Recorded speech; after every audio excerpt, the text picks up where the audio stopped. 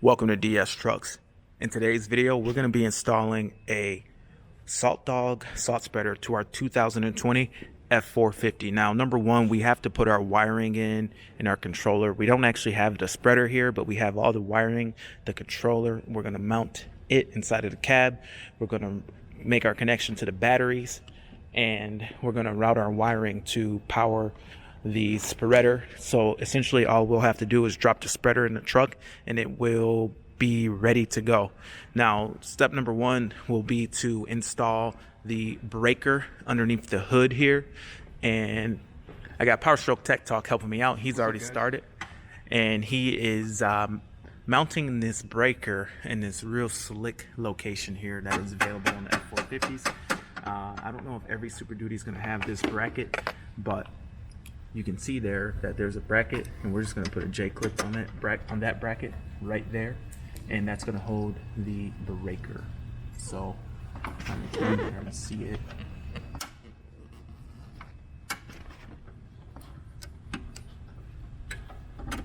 So yeah, J-clip's there, and one small bolt. So we're going to put the breaker right between there. Hopefully there'll be enough slack so it doesn't hit the body. Otherwise we'll have to just trim that bolt a little bit because, you know, it might.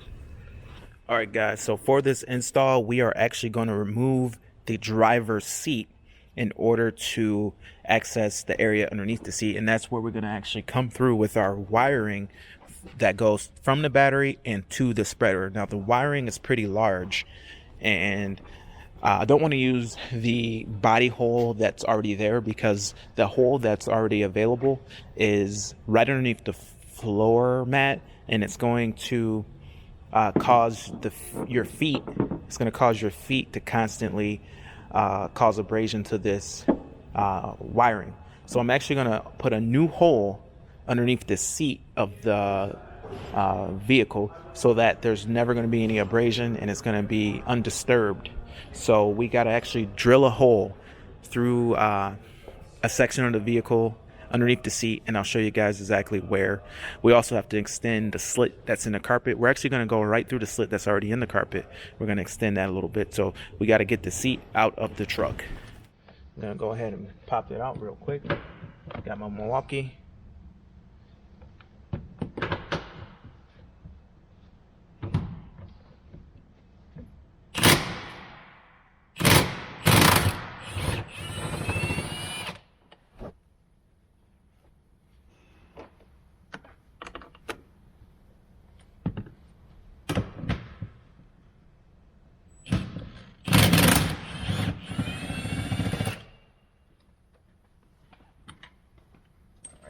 Front side of there. Now we gotta slide the seat forward and get to the rear bolts. I like that fucking light. Thank you, man. Yep, have a good one, dude. Like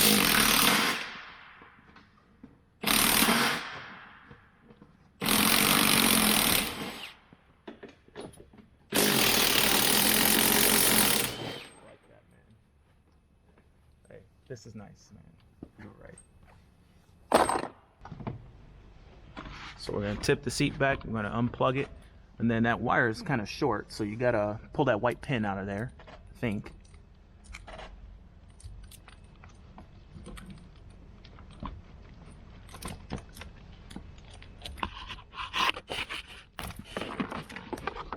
That gives us a little more play, and we're going to hit our two plugs.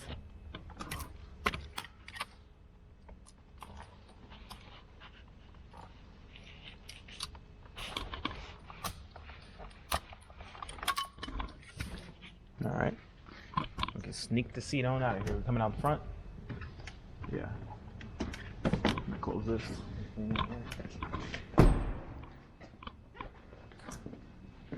All right, seats out. All right. That gives you a lot more room.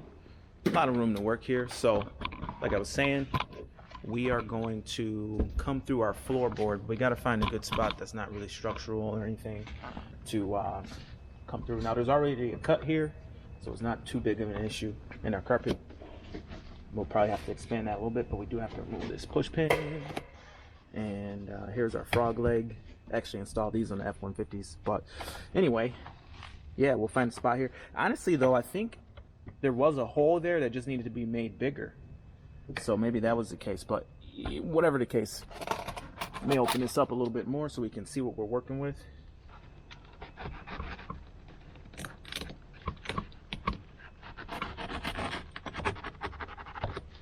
See that tape? There's already a hole there. We just got to get in there. And a hole is that? Yep. So yeah, there's a hole there, and I'm not sure if I'm going to use that hole.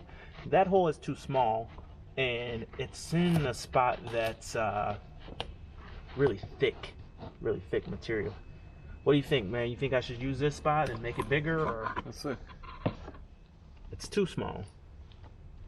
Yeah, but that that's not that thick of a hole.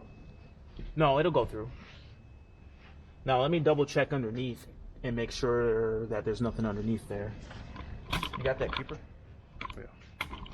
All right, guys. So what we ended up doing is stripping the wire, but not really stripping, but what would you call that? Depinned it. Depinning the wire so we can make a smaller hole through the truck. The connector was this big. Yeah, so now that we've done that, we can make a much smaller hole through the truck instead of making a big gaping hole. And we're able to reuse the factory hole that had tape on it, and we're going to put another hole right through the floor here, and we've double checked and it's not going to be in the way or cause any kind of damage. So let's go ahead and make that hole.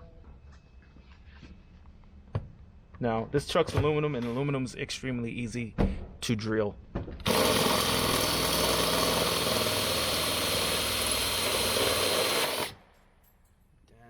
Damn, Daniel. And then I found a rubber grommet that I slid a hole in. We'll get a little vacuum and vacuum it up. But let's see how that grommet fits down in there.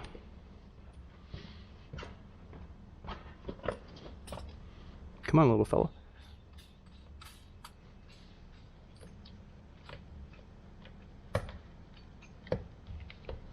Dang, dude, it was like it was meant to be there. I'm glad I got that.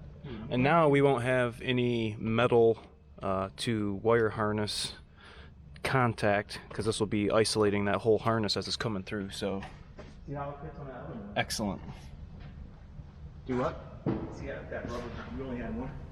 Yeah. Okay. How you feel about the other one? That was pretty good. That didn't have any sharp edges. No, it don't. Inside the hole is smooth. Yeah. This one, I'd be more worried about because we just caused a jagged edge. Dude, that's so cheap. That is a really clean way of doing things right there. As you can see, our wire will go through. You want to poke it through? All right, guys. So I want to show you how we are making progress. So what we've done is we've installed an OEM grommet that makes a really good seal for our big wire, and our smaller wire we just use tape around it top and bottom, and that's holding it pretty good. We got our controller mounted right here to the center console. This is where we decided to ultimately put our controller. It's going to be out of the way. I've already tested it for fit and everything, and it's not going to be an issue with the gas pedal or anything, but it mounts here pretty good, pretty sturdy, hangs in there pretty good. So that's where we're going to do the controller. Now we're going to end up putting the seat back in, but I want to show you guys how it looks underneath the truck. Now that I've got the truck home in daylight, I want to do a full review and overall walk around of our install of our SALT DOGG wiring. Now this is for our 2-yard salt spreader, and I want to thank PowerStroke Tech Talk for helping me, because he really came up with some good ideas for the install, and it wouldn't be quite as nice without him. So starting under the hood for our SALT DOGG 2-yard spreader, we have our battery connection. Boom, there's our positive, and that's pretty good. There is not extra terminal like it is on the negative, which is real nice, so we had to settle for the use of this terminal, and that positive wire goes over to our relay. Now this is tough on the diesel. On the gas engine, All this extra plastic bracketry is free on the gasoline engine with dual batteries. So I couldn't, this is where I actually put the breaker on the gasoline engine. It worked out real good. On the diesel, I had to find another spot, and this is where I want to thank Power Stroke Tech Talk. He actually found this spot. There's a free bracket here on my 450 where I was able to mount my breaker switch, and I have full access to it to turn it off when I'm not using it. And he supplied a J-clip and everything that is right there, and it's just worked out real clean, real nice. So thank you, Power Stroke Tech Talk. But moving forward with the install, we decided to put the controller here on the interior of the truck, mounted right to the center console. Now on my 250, I put the controller right here against the seat, which I love. Took a lot of heat for that because people were saying, "Ooh, found a penny." Because people were saying that it would be an issue. You're gonna hit yourself or whatever. No, not the case. I had no issues with getting in and out of the truck with that on the seat. But with this truck, these buttons, you can't do it because this truck has a power seat and the buttons will not allow for you to do that. Furthermore, I guess even if you could, once you hit memory seat, you could damage your door. Whereas the other truck, without these buttons, you could just secure it to this. And when you're plowing and you're salting, your left hand is right there. The only downside is it got a little bit of snow on it when I had the windows down. But other than that, because you really don't want this controller to ever get wet. But other than that, there's really no better spot for it than in the 250. But in this 450, we decided to go here. It's going to be operated with the right hand, and it's just fine. It has good access, in my opinion. Let's see if it should be hot.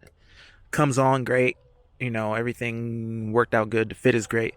Now the wiring, I like to put my wiring coming up from underneath the seat, and there you have it. And Power Stroke Tech Talk actually was able to depin.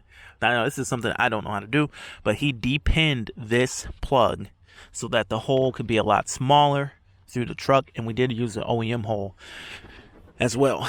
Now, I have to be honest, this is a really clean install.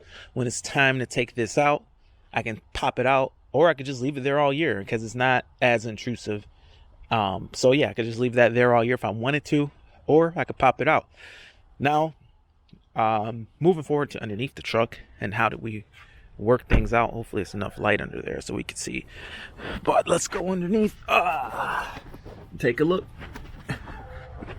All right, so we did find some metal tape to cover up our hole real nicely. And there's our hole right there that we had to make into the body. And you can see the wire coming through there really nicely. Now, moving over a bit to our other hole. This hole was actually... Hold on, I'm gonna have to get a light. Let me grab a light real quick. Alright guys, so underneath the truck here, and you can see a lot better with the light, our tape worked out real nice. There's a metal tape, very airtight. Now, we actually did have and find a OEM rubber grommet to cover the hole that we drilled, and the wiring comes down through there, and it runs along the frame rail. Runs along your frame rail right there, ties to the OEM wiring. Let's see here if I can get this camera to cooperate with me for a second. There you go. So our wiring runs along our OEM wiring real nicely. Goes up into the engine bay. Goes up into the engine bay from here, I believe, against the front of the frame rail. So yeah, it also follows the OEM wiring and goes up into the engine bay through here, the same spot that the OEM wiring goes through. Now I want to show you guys the rear as well. It sucks getting under the truck, man. So old.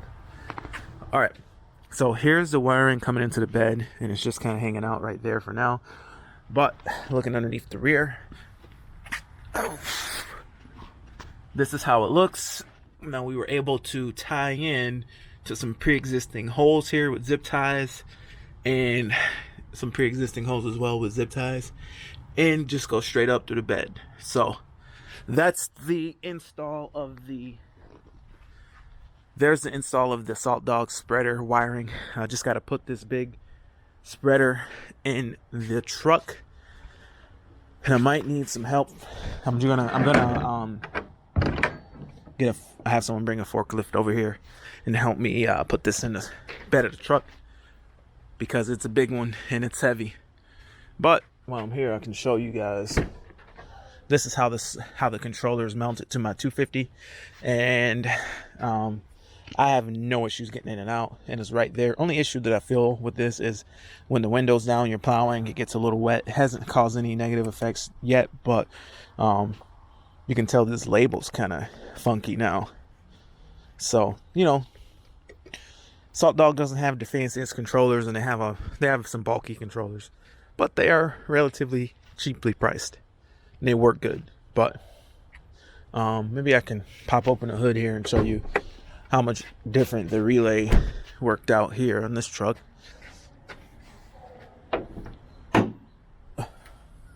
So yeah, on this truck, I was able to just put the relay right there, front and center, and same thing here with the battery. Except the ground ended up, I could have used this. I didn't have a bolt to go there. I didn't have a bolt for that, but at Power Stroke Tech Talk shop, there was a bolt available. But yeah, so you can see a little bit of a difference. But this truck's already ready to go, which is good considering we are in snow season. And you guys probably saw this last year. But anyway, that's it for DS Trucks, where we run nothing but the best. Thank you for watching. See you guys in the next video. Over and out.